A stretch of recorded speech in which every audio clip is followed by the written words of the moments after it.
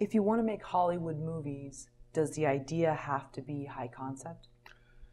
Yes.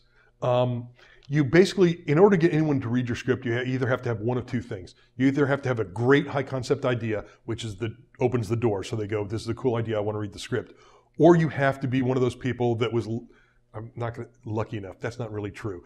Talented enough to be a Nickel Fellowship winner or one of the major contests that they look at and go, "These people write quality material." The people that write the quality material that get the Nickel Fellowship, those people then, they bring those people in often to do assignments where they have specific skills for the person. You know, the person has a great, they do great character work. So if they have Iron Man, they need somebody to do the character polish on that script. They bring that person in to do the character polish. So there's people that have an entire career where they are often uncredited, but do work on films that is within their quality skill side. The other side is if you're a high concept writer, then they hire you sometimes to pitch ideas, to write drafts. They also know if you're good at doing something that's, I don't know, a high concept cop story, then they're going to bring you in to take some cop story that's kind of not working too well. Can you like jazz it up somehow? And then you basically get to work on that. But basically the thing with high concept is that it's creativity. And creativity is one of those things they're looking for in a writer. The middle has fallen out of the film industry. What happened is there used to be blockbusters, medium budget films, smaller budget films. And now there is no medium budget films anymore. Now everything's a blockbuster. And the medium budget films are gone and the smaller budget films are still there. The times when even comedies sometimes end up being $100 million today.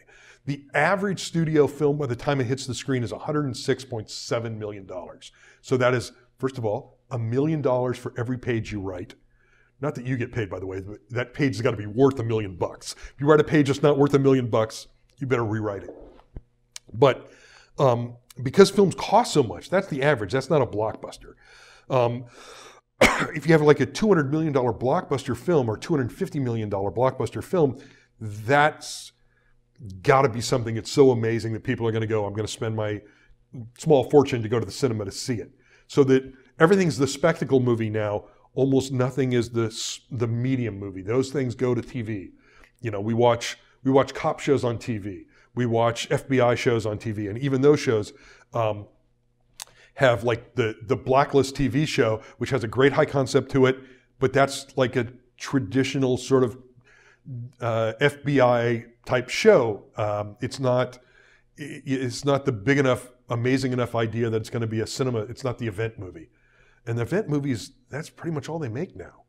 You know, there's the reason for that is an event movie. It seems weird, but an event movie, even if it flops, can make money, which seems strange. But if you take a small drama and that flops, there was no Happy Meal deal, there was no comic book, there was no plush toy, there was no video game, there was none of those things. If we're doing 12 Angry Men, none of those things happen. If we're doing the lamest superhero movie in the world, there will be a Happy Meal tie-in kind of a thing. There will be a plush toy. There will be a video game. There will be a comic book. There will be a novelization. There will be all these things that happen. There'll be a Saturday morning cartoon. You know, there will be all these other revenue streams that come from that idea. So a movie now is not just the movie, it's the movie plus those things. And that's another thing when you're coming up with ideas is look at what the plus those things are.